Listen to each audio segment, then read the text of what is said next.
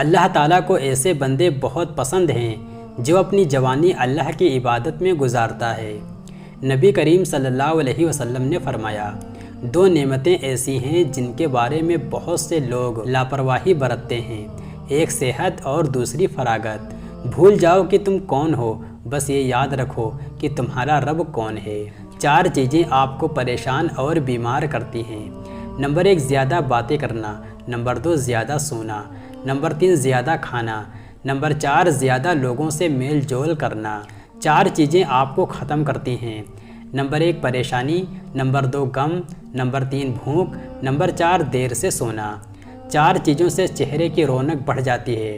Number 1 پرہیزگاری، number 2 وفاداری، number 3 رحم دلی، نمبر 4 دوسروں کے کہے بغیر اس کی مدد کرنا۔ چار چیزوں سے چہرے کی رونق ختم ہو جاتی ہے۔ نمبر 1 جھوٹ بولنا، نمبر 2 عزت نہ کرنا یا کسی غلط چیز پر اصرار کرنا، نمبر 3 بغیر معلومات اور بغیر جانتے ہوئے بحث کرنا، نمبر 4 کسی غلط چیز کو بے باکی سے بغیر کسی خوف سے کرنا۔ چار چیزوں سے رزق کی فراوانی رک جاتی ہے۔ نمبر 1 صبح فجر سے طلوع آفتاب تک سونا، نمبر 3 نماز نہ پڑھنا یا پابندی سے نہ پڑھنا، نمبر 3 سستی کرنا، نمبر 4 دھوکہ دینا۔ چار چیزوں سے رزق بڑھتا ہے۔ نمبر 1 راتوں کو اٹھ کر عبادت کرنا، نمبر 2 بہت زیادہ پشیمان ہونا اپنے گناہوں پر، نمبر 3 مستقل خیرات کرنا، نمبر 4 ذکر کرنا، اللہ پاک کو یاد کرنا۔ نبی صلی اللہ علیہ وسلم نے فرمایا، دوسروں تک پہنچاؤ چاہے تم ایک آیت ہی جانتے ہو، اور یہ ایک آیت حساب کتاب کے دن کام دے گی۔ نبی صلی اللہ علیہ وسلم نے فرمایا، جب اذان دی جائے تو ہر کام چھوڑ دو، یہاں تک کہ قرآن پڑھنا بھی۔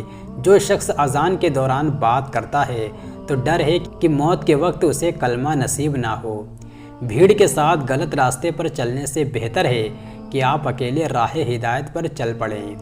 لوگوں کو اس بات سے غرض نہیں کہ آپ خوش ہیں کہ نہیں، انہیں فرق تو اس بات سے پڑتا ہے کہ آپ انہیں خوش رکھتے ہیں یا نہیں۔ جھوٹ اس لیے بھی بک جاتا ہے کیونکہ سچ خریدنے کی اوقات ہر کسی کی نہیں ہوتی۔ اپنی غلطی تسلیم کرنا دراصل خود کو انسان ماننا ہے، کیونکہ وہ صرف شیطان ہے جس نے آج تک اپنی غلطی تسلیم نہیں کی۔